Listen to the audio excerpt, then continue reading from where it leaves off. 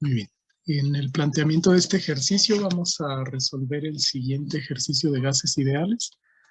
Nos dice que se comprime aire a una presión de 1 bar y una temperatura de 298.15 Kelvin. Esto es P1, esto es T1, hasta 5 bares, esto es presión 2, y una temperatura de 298 Kelvin. Noten que es la misma, mediante 2 procesos mecánicamente reversibles.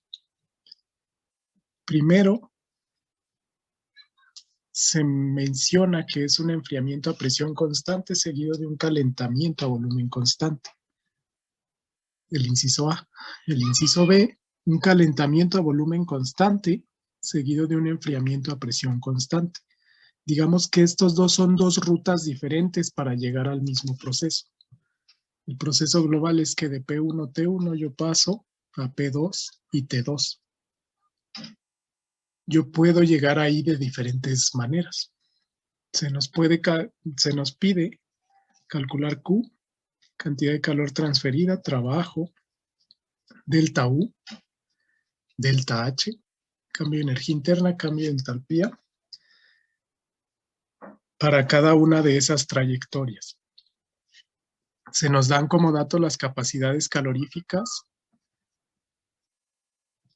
del aire. CB es 20.78, CP es 29.10 en unidades de joules por mol Kelvin.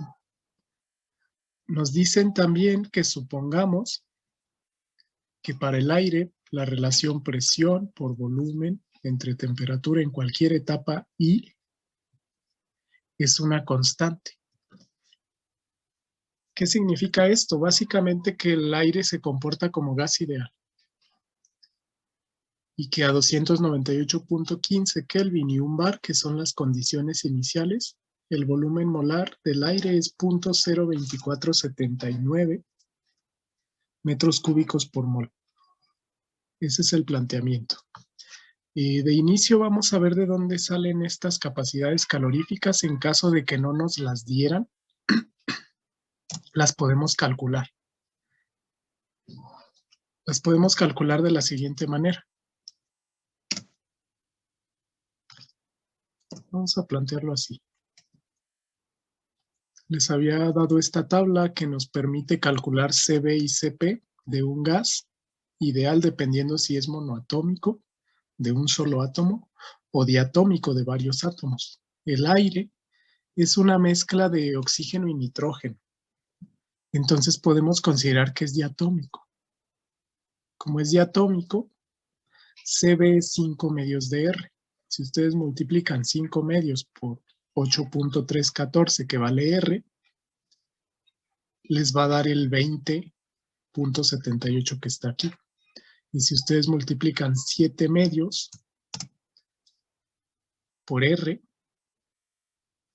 les va a dar 29.10. De ahí surge.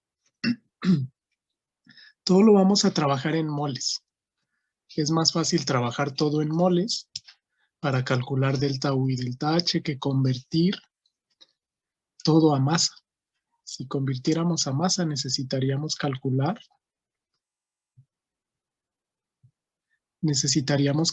aquí el peso molecular del aire. El peso molecular promedio sería la sumatoria de la fracción molar de cada componente por su masa molar. Entonces aquí masa molar de oxígeno es 0.21, masa molar de oxígeno más bien por 0.21, más masa molar de nitrógeno por 0.79, nos daría el peso molecular promedio del aire. Sin embargo, lo vamos a dejar directo en moles. Ok. Habiendo planteado esto, el proceso global va a ser este. Tenemos un estado inicial a una P1 de 1 bar, una T1 de 298.15 Kelvin y un volumen molar B1. Estos son datos. Va a ser sometido a compresión. Entonces, yo aplico trabajo sobre este pistón. Aquí se está modelando como un dispositivo pistón-cilindro imaginario, simplemente para motivos de cálculo, aunque este aire se podría comprimir de muchas otras formas. Entonces aplico trabajo para disminuir el volumen. Disminuyo el volumen, entonces el volumen 2 debe ser menor. No lo conozco. Presión 2 es 5 bares. Al comprimir estas moléculas del gas, están más juntas entre sí, más cerca, entonces la presión 2 es mayor. Si yo analizara las leyes de los gases que me permiten calcular el volumen final, yo puedo aplicar la ley de Boyle. ¿Cómo sé esto? Noten que la temperatura permanece constante. Entonces, en realidad, esta es una compresión a temperatura constante. Es una compresión llamada isotérmica. Las leyes de los gases, vimos que son la ley de Boyle, Gay-Lussac y Charles, aplican a diferentes condiciones. A temperatura constante, yo puedo aplicar ley de Boyle. ¿Cómo uso esta figura? Básicamente yo detecto la variable que es constante, aquí por ejemplo temperatura en la zona inferior, por lo que a temperatura constante yo puedo aplicar la relación que está enfrente, acá arriba. Entonces la relación que está enfrente es la ley de Boyle, que relaciona presión y volumen. Entonces a temperatura constante aplica ley de Boyle. Si yo tuviera volumen constante, aplica ley de Gay-Lussac. Si yo tuviera presión constante, la que aplica es la ley de Charles. De esta manera puedo resumir las leyes de los gases en esta figura. Esa es una forma. Otra forma sencilla es aplicar la ley combinada de los gases. P1V1 entre T1 igual a P2V2 entre T2. Si temperatura es constante, se reduce a la ley de Boyle. Si presión es constante, se reduce a la ley de Charles. Si volumen es constante, se reduce a la ley de Gay-Lussac. Por ejemplo, la ley de Boyle, si T1 es igual a T2, yo la puedo eliminar y me queda la ley de Boyle. Entonces yo voy a usar la ley de Boyle para poder calcular el segundo dato de volumen. Recuerden que la ley de Boyle aplica a temperatura constante y básicamente me dice que el producto PV en cualquier estado es constante. Entonces, P1V1 es igual a P2V2 es igual a P3V3. Yo aquí lo aplico. P1 volumen molar 1 es igual a P2 volumen molar 2 para calcular el volumen 2. Entonces noten que aquí despejando V2 me queda volumen entre 5. ¿Qué significa esto? Si yo aumento la presión 5 veces, el volumen disminuye 5 veces. Eso me dice la ley de Boyle. Recuerden que la presión es inversamente proporcional al volumen. Si yo comprimo 5 veces el volumen de un gas, la presión aumenta 5 veces. Entonces este dato es el volumen 2. Ya teniendo el volumen 2, yo puedo expresar el proceso global. Desde P1, T1, B1, se aplica una compresión hasta P2, T1. En este caso la temperatura es igual. Y B2. Yo voy a requerir calcular calor, trabajo, cambio de energía interna, cambio de entalpía para este proceso. Y yo tengo además las relaciones de la primera ley. La primera ley en un sistema cerrado, sin cambio de energía interna ni potencial, es este. Q más W igual a delta U. Entonces, por motivos de cálculo, como aquí cambian 2 de las 3 variables, cambia presión y cambia volumen, por motivos de cálculo podemos expresarlo en 2 etapas. El proceso global sería el siguiente. Yo tengo aquí una presión inicial. Pensemos que Aquí yo tengo un diagrama presión-volumen, el eje Y es presión, el eje X es volumen. Yo tengo un estado 1. El estado 1 está aquí y voy a llegar a un estado 2. El estado 1, como es una compresión, se tiene a un volumen más grande y una presión más pequeña. El volumen más grande y la presión más pequeña estarían aquí. Entonces pasamos a una presión mayor, pero un volumen menor. Este sería el proceso global. Para poderlo analizar,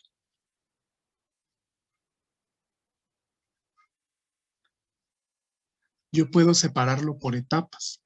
Podría llegar en una etapa a volumen constante y en otra etapa a presión constante, por ejemplo. Eso es lo que sugiere este problema.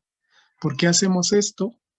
Porque de inicio calcular para este proceso global, delta U, delta H, calor y trabajo, es más complicado porque cambia presión y volumen. Es más fácil primero suponer etapas intermedias donde permanece constante primero presión y luego volumen para que sea más fácil el cálculo. Por eso el problema sugiere esto. Para modelar ese proceso global, primero enfriamos a presión constante y luego calentamos a volumen constante. Vamos a representar esas etapas. Este es el proceso global. La primera etapa es un enfriamiento a presión constante. Si esa presión constante se debe de mantener la misma presión P1, pero las dos otras variables van a cambiar. Entonces se mantiene P1, pero cambia la T1 a una T intermedia, le voy a llamar así, y al volumen 2. ¿Cómo sé que cambió al volumen 2? Porque la última etapa es un calentamiento a volumen constante. Esto nos lo dice el enunciado. Entonces aquí ya no va a cambiar el volumen de la etapa 2, por lo que desde la etapa 1 debe de alcanzar el volumen final.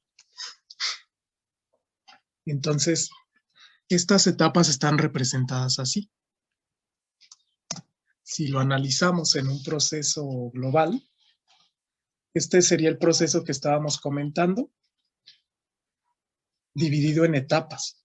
Yo igual llego del punto 1 al punto 2, pero en dos etapas.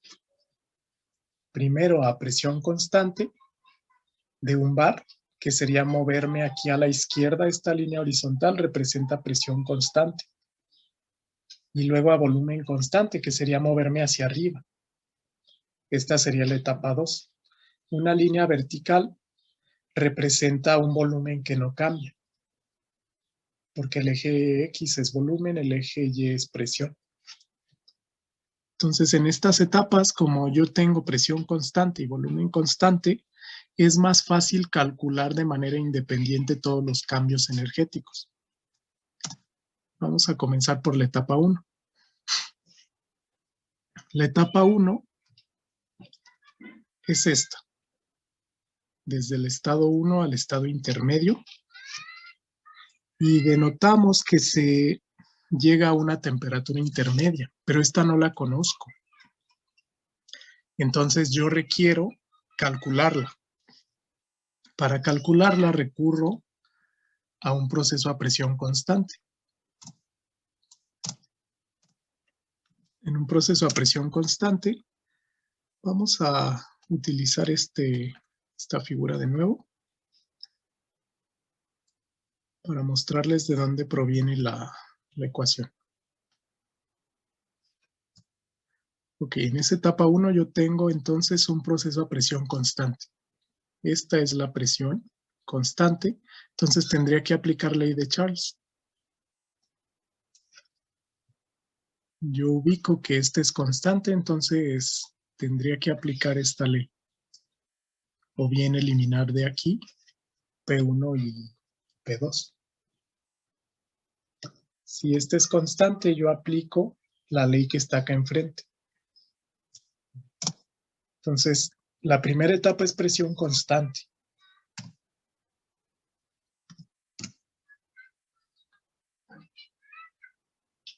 Vamos a hacer el cálculo. A presión constante, entonces aplica la ley de Charles, que me dice que el cociente volumen entre temperatura siempre es una constante. Entonces, volumen 1 entre temperatura 1 es igual a volumen 2 entre temperatura intermedia. Si yo despejo esta, me quedaría esta relación. B2 entre B1 por T1. Y ya poniéndole valores, noten que si aquí aumenta el volumen o disminuye el volumen, también disminuye la temperatura en la misma relación. La ley de Charles me dice que el volumen es proporcional a la temperatura. Entonces, si yo disminuyo el volumen 5 veces, la temperatura disminuye 5 veces.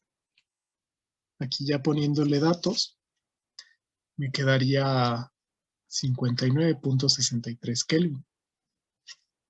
Esta es la temperatura intermedia de la primera etapa. Entonces, ya teniendo esta temperatura, yo ya puedo realizar cálculos. Ya puedo realizar cálculos de cada etapa.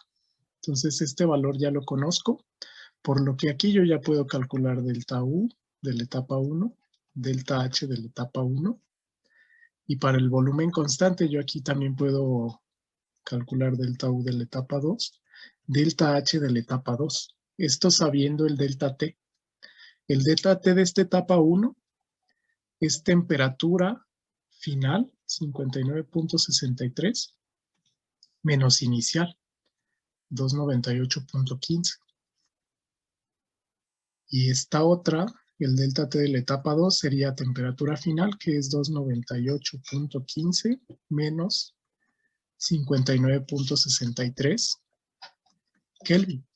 Ese delta T es temperatura final menos temperatura inicial. Si le ponemos ya números, vamos a calcular la etapa a presión constante. Para calcular la etapa a presión constante, como sé que es presión constante, automáticamente sé que el calor liberado en esa etapa es el cambio de entalpía.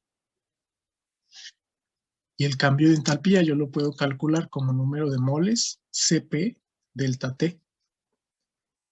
Vamos a suponer, para motivos del cálculo, que tenemos un mol de gas.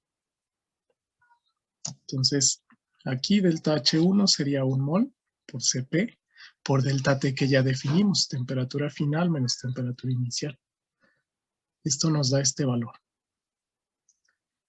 Delta U de esta etapa es número de moles por Cb por delta T1. Entonces aquí lo que cambia es 20.78, que es el Cb. El delta T se mantiene y este es el valor para delta U de la etapa 1. Entonces yo ya sé calor, que es igual al cambio de entalpía. Cambio de entalpía lo sé y sé cambio de energía interna. Entonces ya tengo la etapa 1. La etapa 2, como es a volumen constante, calor transferido en un proceso a volumen constante es el cambio de energía interna. Entonces QB significa calor a volumen constante, es igual a cambio de energía interna, que sería igual NCB por el delta T de esta etapa.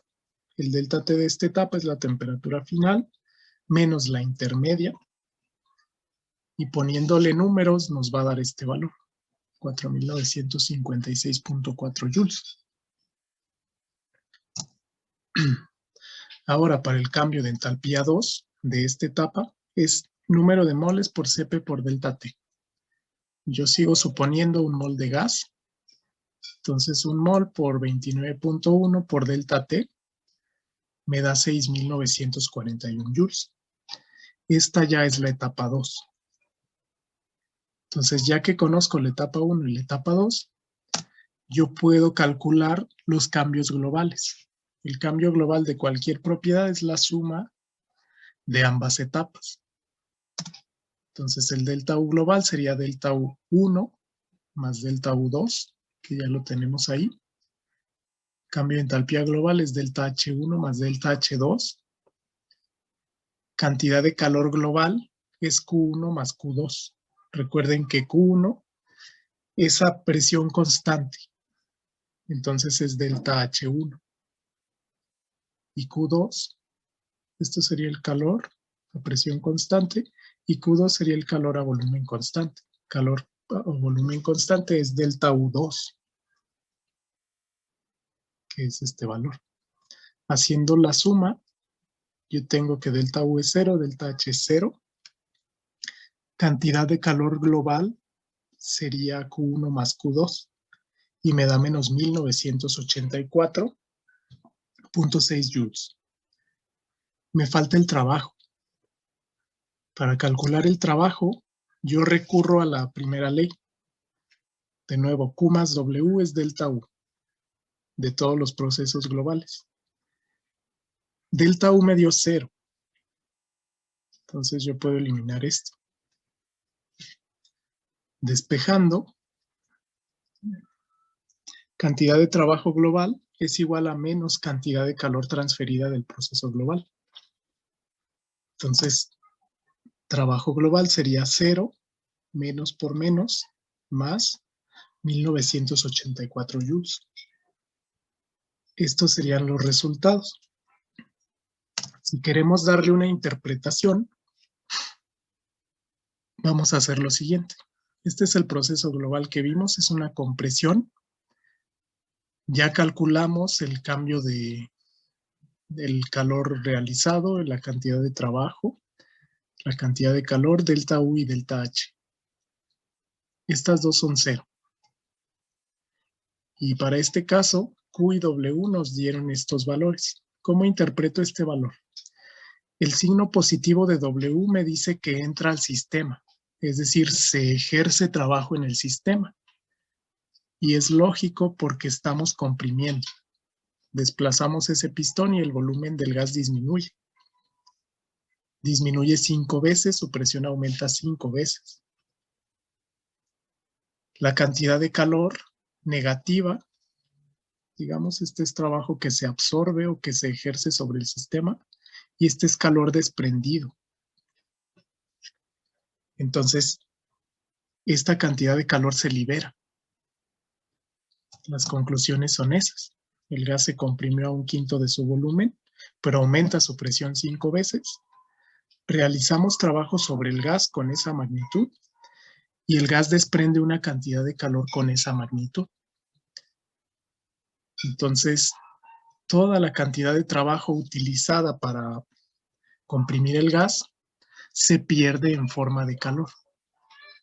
De aquí, después de comprimir, este gas libera una cantidad de calor y es exactamente igual a la cantidad de calor, a la cantidad de trabajo que se realizó sobre el gas. Un ejemplo típico de este sistema es cuando tenemos, por ejemplo, una bomba de bicicleta. A muchos nos ha pasado que cuando inflamos un balón o una bicicleta, ejercemos trabajo sobre el gas. Entonces la bomba se calienta.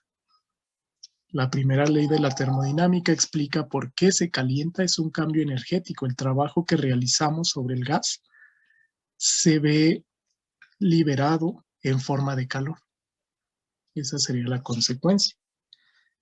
Vamos a comprobar con el inciso B ahora otra ruta diferente. Para esa ruta diferente, como delta U y delta H son funciones de estado, nos deben dar igual, nos deben dar 0.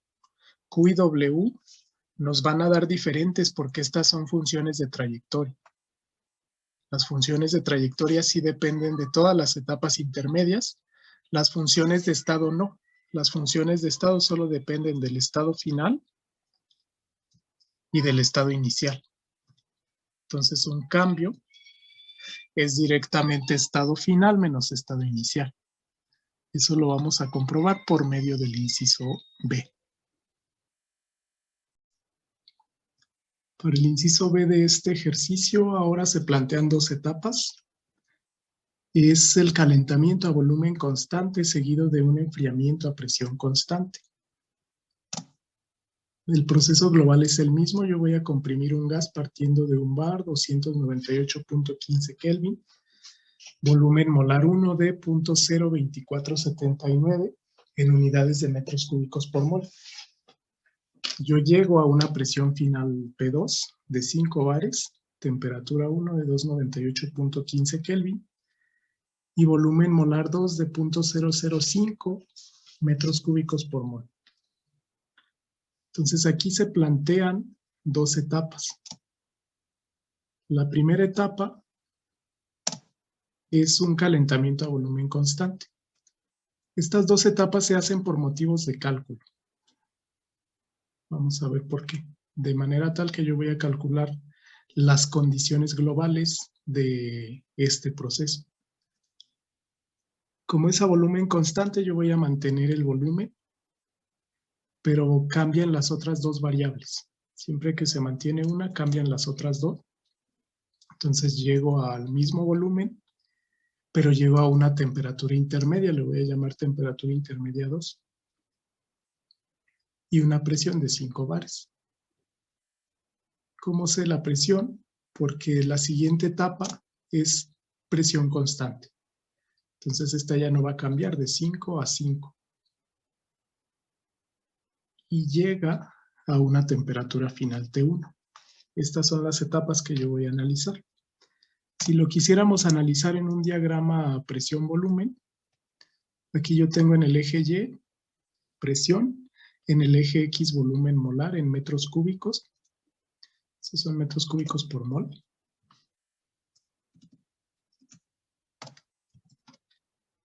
Vamos a analizar las rutas.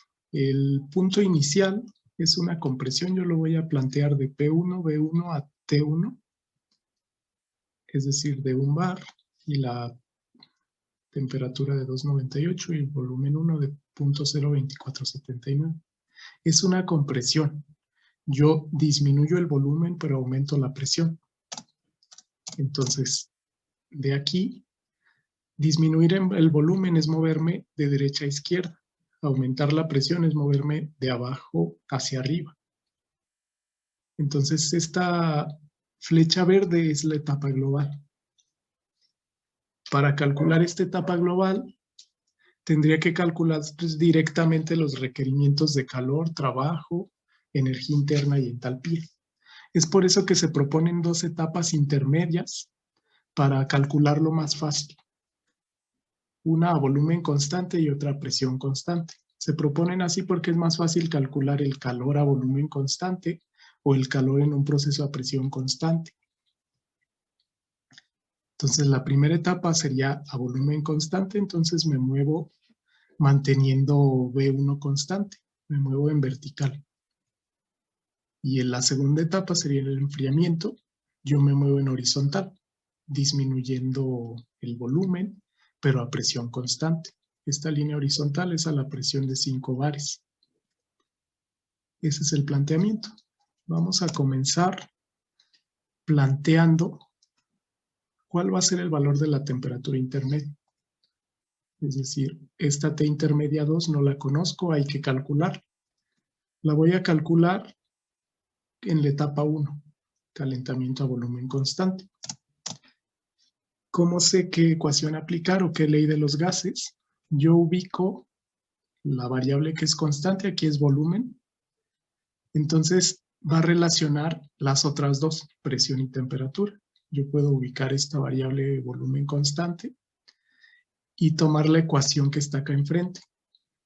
Entonces es la ley de Gay-Lussac que me va a permitir calcular la temperatura intermedia 2. Y tengo que el cociente presión entre temperatura permanece constante.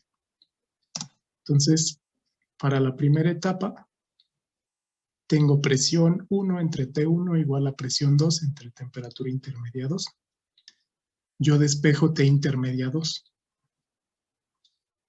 que sería presión 2 por T1 entre P1. Yo despejé esta. Entonces ya conozco todos los datos. Presión 2 es 5 bares. T1 aquí es 298.15 entre 1 bar. ¿Qué significa aquí? Que cuando yo... Vamos a ver la etapa. Okay, cuando yo aumento la presión 5 veces, desde 1 bar hasta 5 bares, la temperatura noten que aumenta 5 veces. Eso me dice la ley de Gay-Lussac. A volumen constante, presión es proporcional a la temperatura. Entonces, si aumenté 5 veces la presión, es este factor, la temperatura aumenta 5 veces. Esta sería la temperatura intermedia 2.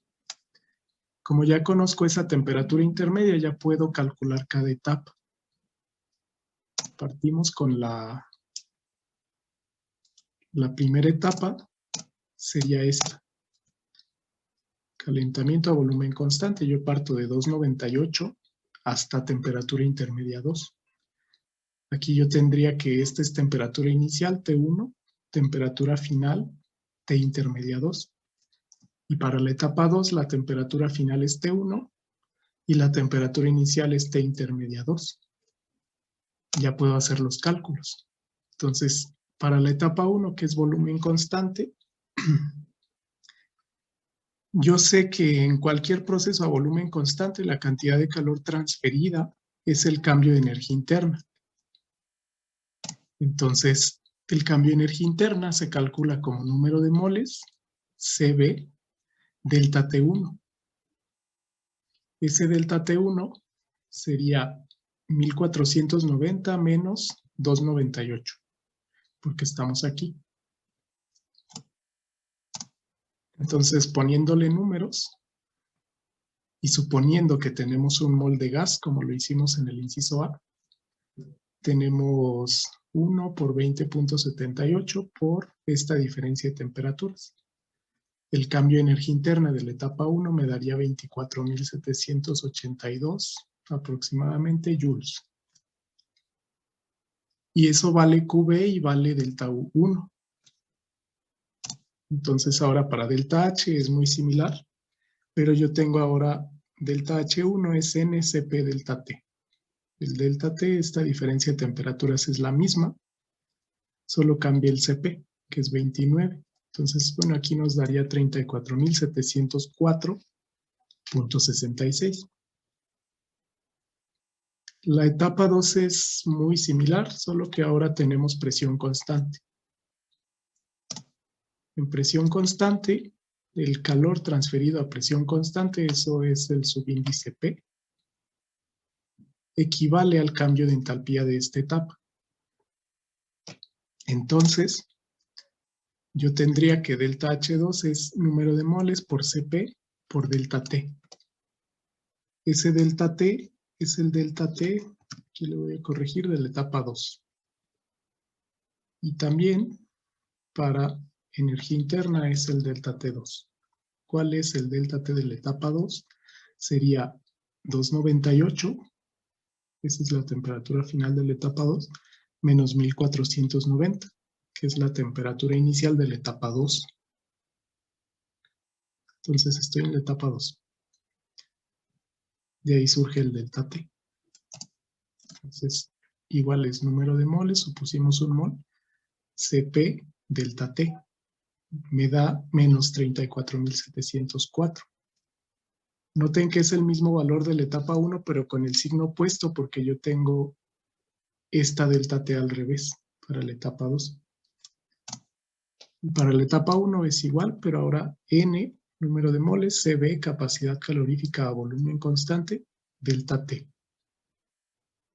Y me da menos 24.782.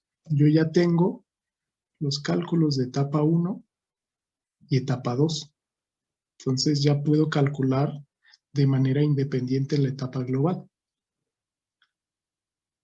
La etapa global yo la tengo aquí. Y básicamente el global es la suma de los valores independientes por etapa. Global es etapa 1 más etapa 2. Entonces, delta U global sería delta U1. Este es el calor a volumen constante de la etapa 1, más delta U2. que lo calculamos, lo tenemos acá atrás. Delta 1 vale 24.782 y delta U2 vale menos 24.782.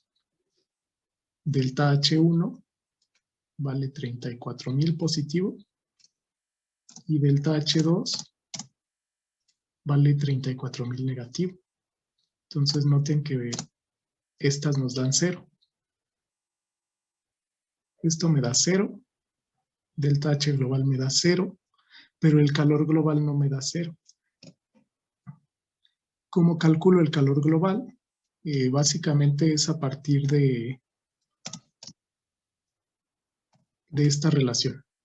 Q1 es delta U1, porque yo lo tengo que la primera etapa es a volumen constante.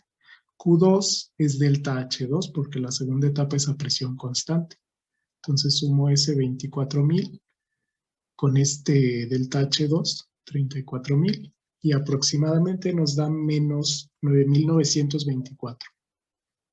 Estos son joules. Esta es la cantidad de calor global transferida.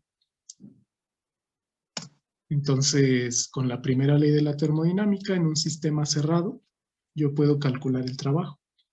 Calor más trabajo es igual a cambio de energía interna. Aquí despreciamos energía cinética, energía potencial. Si yo despejo, como delta U es 0, trabajo global es menos calor global. Entonces me daría positivo, 9.924.46. Esa es la cantidad de calor global que se transfiere para ese proceso.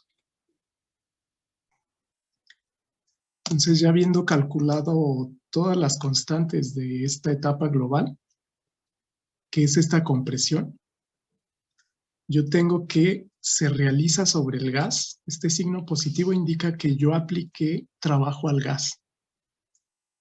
Este signo negativo del calor, recuerden que negativo significa que sale del sistema, positivo que entra al sistema. Eso aplica en cuanto a calor o trabajo. Entonces, yo apliqué trabajo, pero esa misma cantidad de trabajo se convierte en calor. Delta U y delta H son 0. ¿Por qué son 0? Noten esta ecuación del proceso global. El delta U sería NCB delta T. Si delta T vale 0 porque tenemos T1 igual a temperatura final, delta U vale 0. Eso se llama un proceso isotérmico. Cuando no hay cambio de temperatura, no hay cambio de energía interna ni hay cambio de entalpía. Las conclusiones generales de este inciso B es que nosotros comprimimos desde un volumen 1 a un volumen 2 a una quinta parte. El volumen 1 es 5 veces más grande que el volumen 2. La presión aumenta 5 veces. Presión de 1 bar aumenta a 5 bares. Es la presión del gas realmente que está en equilibrio con la presión de este pistón. Entonces realizamos trabajo sobre el gas con una magnitud de 9.924.26 joules y hay un cambio energético. Este trabajo realizado sobre el gas, al comprimir, se ve reflejado en un calentamiento. El gas desprende calor con la misma magnitud.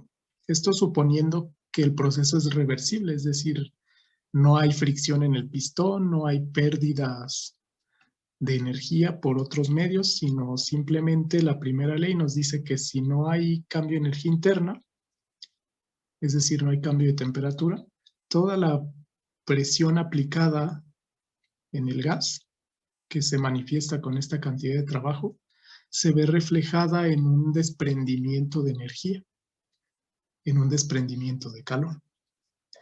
Aquí otra cosa, si comparamos con los resultados del inciso A, este era el inciso A, esta es la cantidad de trabajo, esta es la cantidad de calor. Noten que es diferente. Es diferente la cantidad de trabajo con la cantidad de calor. Esto porque son funciones de trayectoria. Calor y trabajo son funciones de trayectoria, pero energía interna y entalpía son funciones de estado. Entonces, en una función de estado solo depende el proceso de sus estados final e inicial, pero en funciones de trayectoria sí depende de todas las etapas.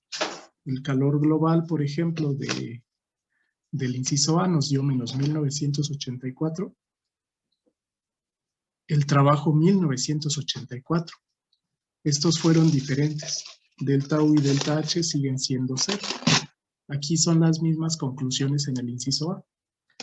El gas se comprimió a una quinta parte de su volumen, aumenta su presión 5 veces, realiza trabajo sobre el gas con esta magnitud y desprende esa misma magnitud de calor. Las funciones de estado tienen el mismo valor, delta U y delta H, pero las funciones de trayectoria cambian cuando yo sugiero más etapas. Esa es la principal diferencia entre funciones de trayectoria, Q y W, y funciones de estado, delta U, delta H. Más adelante vamos a ver entropía, entalpía, energía interna, etc. Esa sería la conclusión general de este ejercicio. Entonces, planteamos etapas para poderlo resolver de manera más sencilla. Nosotros ahí planteamos etapas de presión o volumen constante porque es más fácil calcular una etapa a volumen constante o a presión constante que la etapa global donde todo cambia. Esa etapa global donde hay muchos cambios se llaman procesos politrópicos, que es el siguiente tema que vamos a ver. Esa sería la conclusión. ¿Alguna duda que tengan de este ejercicio?